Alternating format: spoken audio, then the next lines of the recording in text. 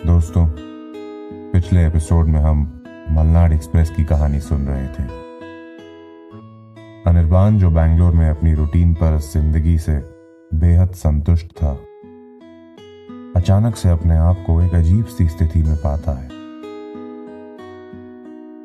उसकी कंपनी ने उनके नए प्लांट की जिम्मेदारी उसे सौंपी है और उसे ध्यानपुर नाम के एक छोटे से कस्बे में जाने का आदेश दिया है।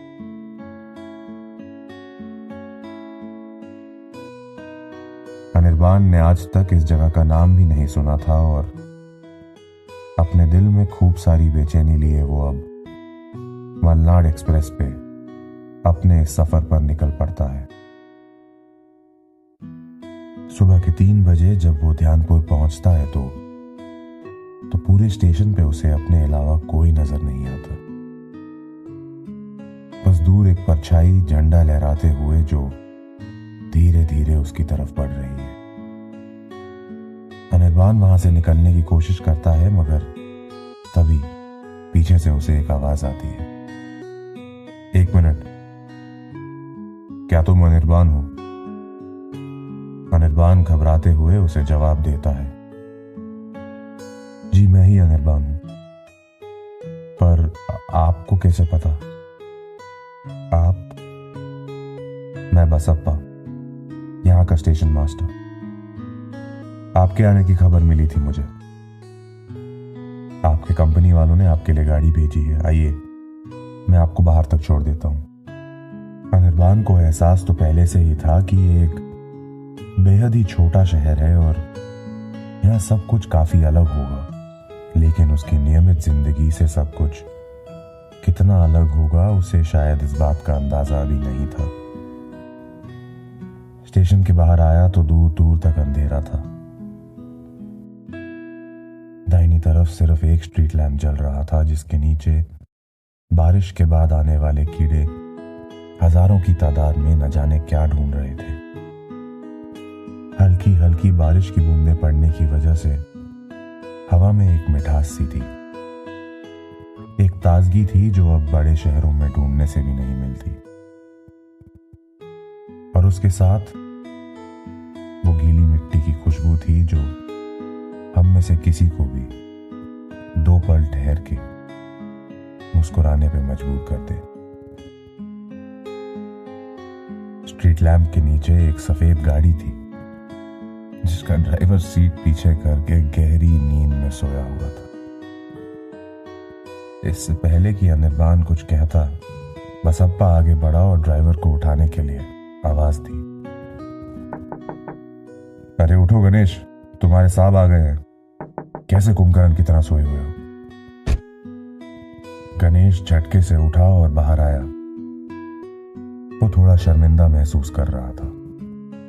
सॉरी सर, इंतजार करते करते आंख लग गई। आप बैठिए सर, मैं आपका सामान रख देता हूँ। नहीं कोई बात नहीं, मैं खुद रख देता हूँ। अरे दीजिए सर। बसप्पा ने अनिर्बान से हाथ मिलाया और उसे कहा, आप चलिए, कुछ ही देर में सूरज भी निकल जाएगा। आप जाके आराम कीजिए, कल मिलेंगे। अनिर्बान मन ही मन ये सोच रहा था कि ये स्टेशन मास्टर मुझसे कल क्यों मिलेगा, मगर अब वो इतना थक चुका था कि बस मुस्कुराकर गुड नाइट बोल दिया। क्योंकि कंपनी का काम अभी वहां शुरू ही हो रहा था, उसे कंपनी गेस्ट हाउस की सहूलियत नहीं थी। ध्यानपुर में एक पुराना लॉज था जहां उसके लिए कमरा बुक किया गया था। स्टेशन से लॉज तक का रास्ता एकदम सुनसान था। आसपास इतनी हरियाली थी कि उसे ऐसा लग रहा था कि वो एक घने जंगल के बीच से गुजर रहा है। अनिर्बान गाड़ी में पीछे बैठा हुआ नींद से लड़ने की कोशिश कर रहा था। हर कुछ मिनटों में उसकी आंख लग जाती थी और गर्दन के झटके से फिर नींद टूट जाती थी। गाड़ी का ड्राइवर गणेश उसे कुछ कह रहा था जो वो सिर्फ आधा ही सुन पा रहा था। वो शायद उसे ध्यानपुर के इतिहास के बारे में कुछ बता रहा था। शहर की ऊंची ऊंची रोशनी से टिमटिमाती इमारतों की आदत थी अनिर्बान को, लेकिन यहाँ वैसा कुछ नहीं था। कोई हॉर्न की आवाज नहीं। उसे रात की खामोशी सुने हुए एक अरसा बीत चुका था। बचपन की गर्मियों की छुट्टी में अपने परिवार के साथ वो अक्सर दार्जिलिंग जाया करता था। दार्जिलिंग जाके उसे हमेशा लगता था कि जैसे वक्त 20-30 साल पहले ही थम गया था वहां। रात के अंधेरे में उसे पुराने बड़े छोटे मकान दिख रहे थे। रोड पर हर कुछ दूरी पे स्ट्रीट लैंप की झिलमिलाती रोशनी नजर आ रही थी। कुछ ही देर में गाड़ी एक बेहद ही सुंदर से लकड़ी के गेट के आगे आके खड़ी हो गई और गणेश गाड़ी का डिपर ऑन ऑफ करने लगा। तभी हाथ में लाठी लिए और मुंह पे मफलर बांधे एक आदमी ने गेट खोला और गाड़ी कंपाउंड के अंदर दाखिल हो गई। कच्ची सड़क थी और उसके दोनों ओर फैलते हुए बगीचे। सामने एक बड़ा सा बंगला था जिसके सामने पत्थर पे मलनाड एस्टेट सन 1910 लिखा हुआ था। गेट बंद करके वॉचमैन दौड़ता हुआ आया। नमस्कार सर, आइए। हर घर, हर कमरे और हर जगह की अपनी ही एक महक होती है, और खासकर कि जब आप पहली बार किसी जगह जा रहे हो तो। अनिर्बान, जो अब तक गीली मिट्टी की इस मिठास में खोया हुआ था, अब अचानक एक नई महक को समझने की कोशिश कर रहा था। ये महक कुछ जानी पहचानी लग रही थी उसे। इस महक में कई कहानियां थी। सालों से होती आ रही बारिश, फर्श पे लगी लकड़ी में एक गीली महक बन के बस चुकी थी। पिछले साल हुए दीवारों के नए पेंट के पीछे इस बंगले की 100 साल पुरानी कहानी अब भी महक रही थी।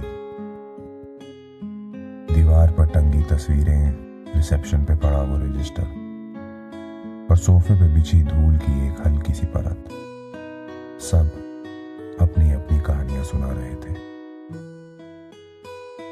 ऐसा क्या जाना पहचाना था इस लॉज की महक में? दार्जिलिंग, ये उसके बचपन की महक है जो एक बार फिर उससे रिश्ता कायम करने की कोशिश कर रही है। अनिर्बान का कमरा पहली मंजिल पे है और वो हॉल के बीच से गुजरती सीढ़ियों को चढ़ते हुए अपने आसपास हर चीज पर गौर कर रहा है। अनिर्बान इस बंगले की महक में इतना खो गया था कि वो लॉज के वॉचमैन मूर्ति की हाजिरी से अनजान था। सर, आपका कमरा। पानी उधर टेबल पे रखा हुआ है सर, आप आराम कीजिए। नमस्ते। ये कहकर मूर्ति गेट की चौकीदारी करने वापस चला गया।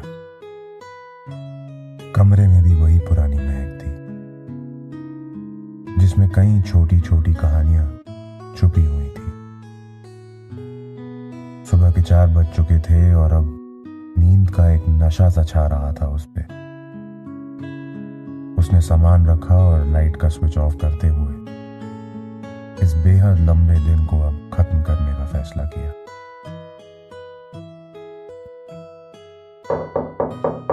सर, नाश्ता खत्म हो जाएगा, कुछ खा लीजिए आप। हाँ, मैं आ रहा हूं, आप चलिए, थैंक यू। अनिर्बान एक लंबी अंगड़ाई लेते हुए बिस्तर से निकला और देखा कि दिन घंटों पहले ही चढ़ चुका था और सुबह के 10:30 बज रहे थे। बिस्तर के ठीक सामने एक बैल्कनी का दरवाजा था।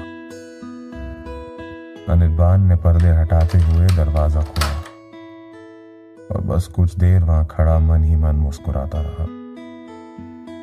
बैल्कनी के ठीक आगे एक जामुन का पेड़ था जिसकी कुछ टहनियां बैल्कनी के अंदर तक आ रही थी। लकड़ी की रेलिंग पे अपने हाथ रखते हुए वो बाहर देखने लगा। नीचे बगीचे की घास पे बैठा उसका ड्राइवर गणेश उसे नमस्ते कह रहा था।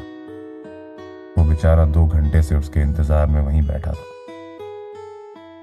रेलिंग की दूसरी ओर पेड़ की टहनी से नीचे आई हुई एक गिलहरी बैठी थी, जो उसे घूर घूर के एक शक की निगाह से देख रही थी। वो भी अपने नए पड़ोसी को देखने आई थी। अनिर्बान मुस्कुराता हुआ अपना हाथ धीरे धीरे उसकी तरफ बढ़ाने लगा, लेकिन गिलहरी 2 कदम पीछे हो गई।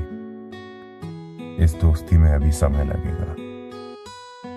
अनिर्बान को उस लॉज में आए अभी सिर्फ कुछ घंटे ही हुए थे, मगर एक अनोखा सा लगाव हो चुका था उसे इस जगह से। अपना चाय का कप लिए वो पूरे लॉज के दौरे पे निकल गया। दीवारों पे टंगी पुरानी ऑयल पेंटिंग्स, तस्वीरें, सब पे गौर करता हुआ वो एक शीशम की बनी अलमारी के सामने आके खड़ा हुआ। वो किताबों से भरी हुई थी। एक कुर्सी नजदीक खींच के वो अलमारी के सामने बैठ गया और एक एक करके किताबों को देखने लगा। कुछ देर बाद उसे ध्यान आया कि उसे कंपनी की साइट पे पहुंचना है और उसने अलमारी से कुछ किताबें उठा ली और तैयार होने निकल गया। शाम को करीब 6 बजे लॉज वापस आते हुए गाड़ी में बैठे उसे याद आया कि उसने कुछ किताबें अपने बैग में रखी थी। सोचा कुछ पढ़ ही लेते हैं। हाथ में जो पहली किताब आई उसने वो बाहर निकाल ली। किताब का नाम था डाक। भारत के लगभग हर छोटे बड़े शहर में एक डाक बंगला हुआ करता था, पर ये किताब एक जैक विलियमसन नाम के आदमी ने लिखी थी, भारत के कई महत्वपूर्ण डाक बंगलों की तस्वीरों के साथ। अनिर्बान ने किताब पढ़नी शुरू करी और लगभग हर पन्ने पे कुछ ऐसा था जिसे देख के वो चौंक जाता था। कुछ ही देर में वो वापस लॉज पहुंच गया और ऊपर अपने कमरे में जाने की बजाय बाहर वरांडे में बैठकर किताब पढ़ता रहा। एक और पन्ना पलटते ही उसे किताब के बीच में एक तस्वीर मिली। तस्वीर बहुत ही पुरानी थी और पन्ने से हल्की सी चिपकी हुई थी। उसने धीरे धीरे बिना किताब या तस्वीर को नुकसान पहुंचाए हुए एक दूसरे से अलग करने की कोशिश करी। जब तस्वीर पन्ने से अलग हुई तो उसने तस्वीर को पलट के देखा। पीछे किसी ने कुछ लिखा हुआ था। काफी कुछ अब मिट चुका था, मगर नीचे किसी का दस्तखत था और एक तारीख थी, 21 जून 1978, डाक बंगलो ध्यानपुर। कुछ देर बाद अपने कमरे में वापस जाते हुए दोबारा उन ऑयल पेंटिंग्स पे गौर किया तो ऐसा लगा कि उनमें से एक पेंटिंग उसी डाक बंगलो की है। उसने दोबारा चेक किया तो देखा नीचे हुए दस्तखत भी तस्वीर से हूबहू मिलते थे। वो कुछ देर वहीं खड़ा रहा और तस्वीर और उस पेंटिंग को देखता रहा। कुछ तो बात थी उस तस्वीर में जो उसे इतना आकर्षित कर रही थी। अलमारी में और छानबीन की तो ध्यानपुर पे लिखी गई कुछ और किताबें उसे मिली और उन सब किताबों में उस डाक बंगले का जिक्र जरूर था। वो रोज शाम काम से लौटते हुए इन किताबों में खोया रहता था। देखते ही देखते 2 हफ्ते बीत गए। अनिर्बान को इस छोटे से कस्बे के लोग अब पहचानने लगे थे। आते जाते लोग सब उससे 2 बातें करके उसका हालचाल पूछ ही लेते थे। अनिर्बान अपनी किताबें लिए आज नदी किनारे बैठना चाहता था और वो लॉज से पैदल ही निकल गया। रास्ते में उसे स्टेशन मास्टर बसप्पा मिल गया। थोड़ा हिचकिचाते हुए अनिर्बान ने उसे डाक बंगलों की तस्वीर दिखाई और उससे पूछा, क्या ये डाक बंगला है अभी भी? बसप्पा ने बताया कि यह बंगला अभी भी मौजूद है। अनिर्बान ने उससे रास्ता पूछा तो मालूम पड़ा कि यह ध्यानपुर से करीब 3 किलोमीटर की दूरी पे था। यह तस्वीर कहाँ मिल गई आपको? कुछ नहीं रखा उधर, इधर बैठिए आराम से नदी किनारे। हाँ, बस ऐसे ही पूछ लिया, शुक्रिया। कुछ देर वहां बैठने के बाद टहलता हुआ वो उस डाक बंगले के पास पहुंच ही गया। वो कुछ देर बाहर खड़ा होके उस डाक बंगले को गौर से देखता रहा। तभी अंदर से दरवाजा खुला और एक आदमी बाहर आया। बाहर क्यों खड़े हैं आप? अंदर आइए, प्लीज कम इनसाइड। अनिर्बान मुस्कुराया और गेट खोल के अंदर आ गया। तस्वीर में घर के बाहर जो बगीचा था वो अब एक छोटा सा जंगल बन चुका था। रास्ते पे लगी ईंटों के ऊपर कई अरसे से गेरू नहीं लगा था। वो शख्स जो दरवाजे पे खड़ा इंतजार कर रहा था आगे आया और हाथ मिलाते हुए कहा, तुम अनिर्बान हो ना? एक पल के लिए अनिर्बान के रोंगटे खड़े हो गए। आपको कैसे पता? अरे इतने सालों के बाद ध्यानपुर में कोई कंपनी नया काम शुरू कर रही है। आपके आने की खबर सबको पहले ही मिल गई थी।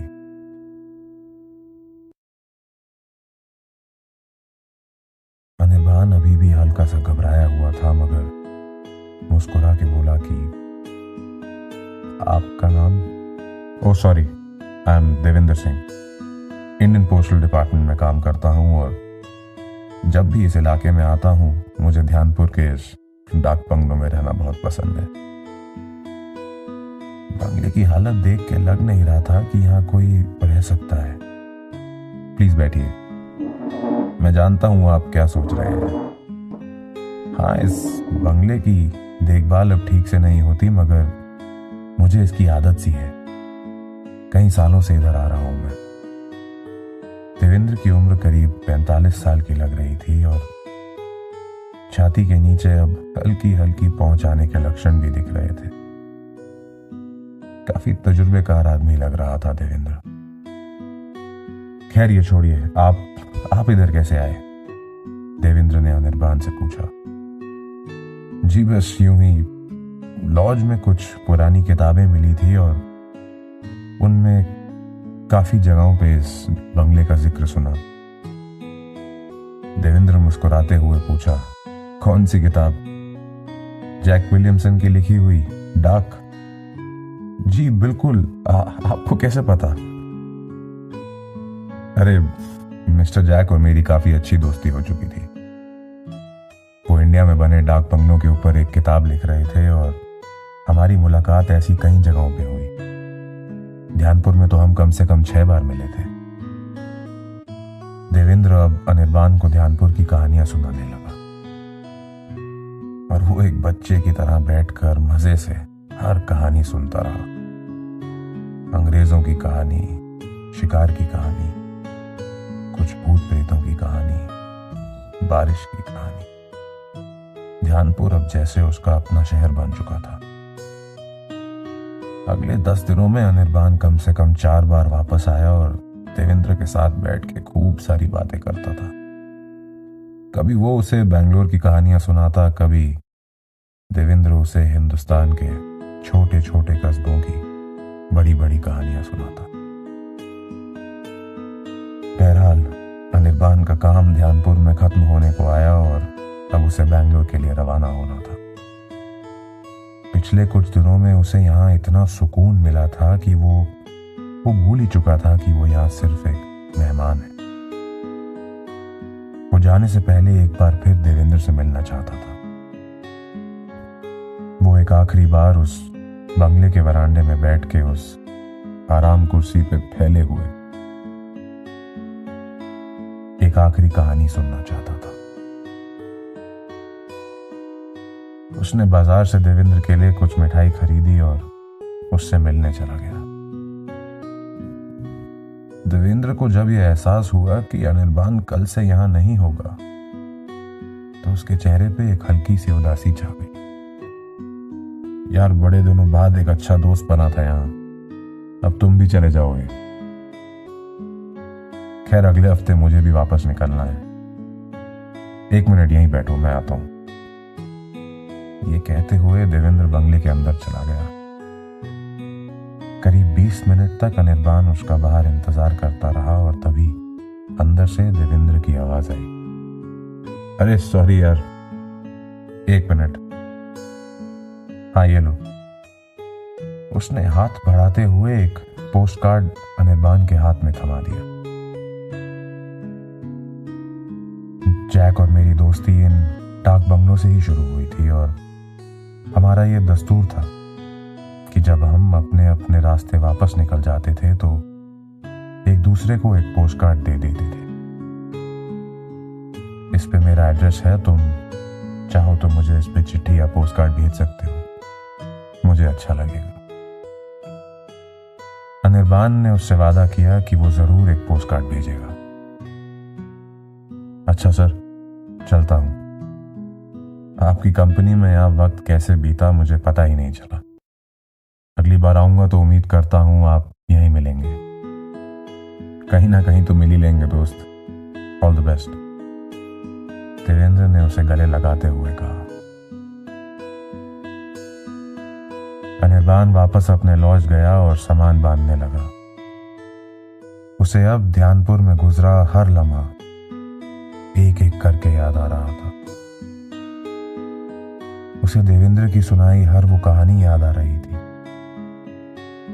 उसे फिर लग रहा था कि वो एक 6 साल का बच्चा है जिसकी गर्मी की छुट्टियां खत्म हो चुकी हैं और अब उसे वापस स्कूल जाना है।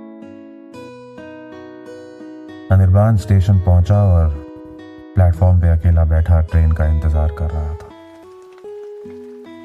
आज भी हल्की हल्की बारिश की बूंदें प्लेटफॉर्म पे गिर रही थी।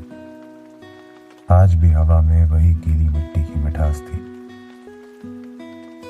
तभी बसप्पा की आवाज आई। जा रहे हैं सर। कैसा लगा हमारा ध्यानपुर? अरे कैसे हैं सर? मुझे तो लग रहा है कि मैं अपना घर छोड़ के कहीं और जा रहा हूं।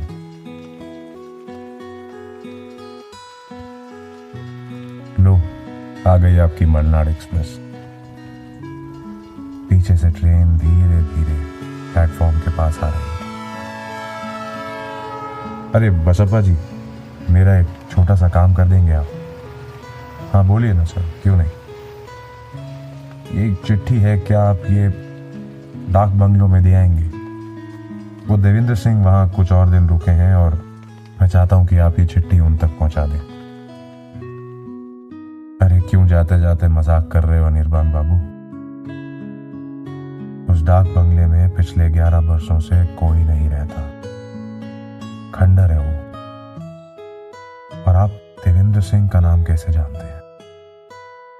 उस किताब में था क्या जो उस रोज आप पढ़ रहे थे?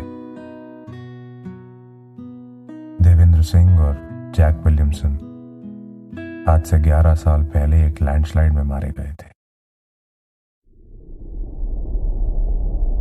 अनिर्बान के रोंगटे खड़े हो गए। वो एकदम खामोश था। पीछे वही मलनाड एक्सप्रेस खड़ी थी जो उसे इस शहर लेकर आई थी। सामने वही बसप्पा था जिसने उसका स्वागत इस शहर में किया था। उसने अपनी जेब से वो पोस्ट कार्ड निकाला जो देवेंद्र ने उसे दिया था और उस पे कोई एड्रेस नहीं था। पोस्ट कार्ड कोरा था।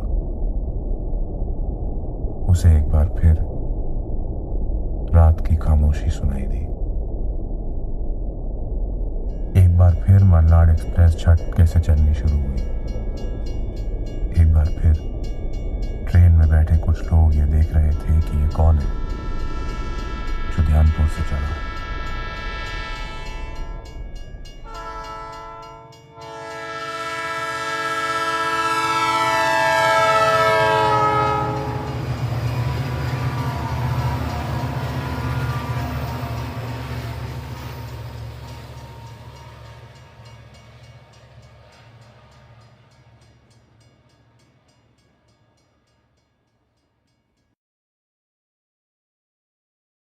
दोस्तों, इस प्रोग्राम का नाम है कहानी मेरी तुम्हारी। यहाँ मैं आपकी मुलाकात कुछ ऐसे किरदारों से करवाऊंगा जो अलग जरूर हैं, लेकिन कहीं ना कहीं थोड़े आप और हमारे जैसे हैं।